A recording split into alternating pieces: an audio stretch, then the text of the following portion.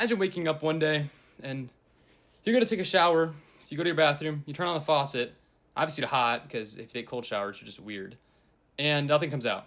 It's just like empty silence. It sounds like it'd be right out of a horror movie. Well, it's not. It's water scarcity. Now, let's just do another scenario. You do the same thing happens. You wake up, you go take a shower, and the water does come out, but it smells like a chemistry lab. Well, congrats. That's water pollution. Now, we're gonna go talk with the other Maverick. He's gonna go more into depth about it. Now, water scarcity, it's a pretty big problem, but it's not the only water problem. You see, there's also water pollution, which basically water pollution is when there's stuff that's in your water that you don't want to be in your water. So, for an example here, I have a nice water bottle, but as you can see, I think I see a pencil in there. I think I see an eraser. There's a penny in there. You can kind of see the penny. And I think there's a screw in there. Can you believe that? People have to drink this water too. There's a lot of people around the world that either don't have access to water or they do have access to water, but it's not good water. Or there is water, but they just can't access it. And that is water pollution. So we're going to go give the camera to the other Maverick, the one that's like cooler. He's going to go know all the facts, you know what I mean? All right, I don't know what to put here, so I'm either going to put a weird water overlay or some Brawl Stars gameplay, I'm not going to lie. Water scarcity and water pollution are two of the most urgent global challenges we face today.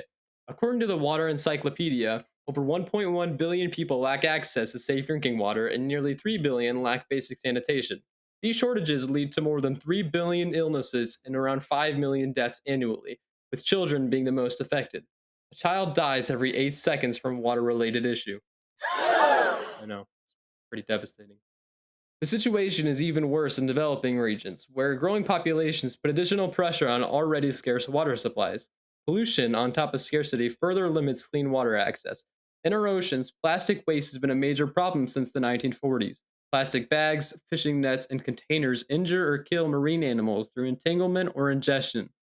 Despite international efforts like MARPOL Annex V and coastal cleanups, marine debris continues to spread, even reaching remote areas due to the global rise in plastic use and poor waste management. Freshwater sources are not any better.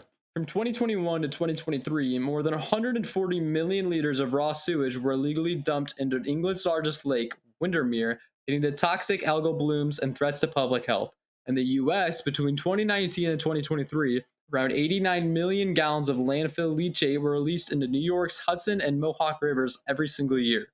This leachate contains pollutants like PFAS chemicals, which current wastewater treatment systems cannot effectively remove, endangering the drinking water of over 250,000 people. These examples highlight how pollution directly harms water quality and public health. I know. It's crazy. Water scarcity, on the other hand, is caused by both human and environmental factors. According to GeoNitty, overuse, poor management, pollution, and climate change all reduce the availability of clean water.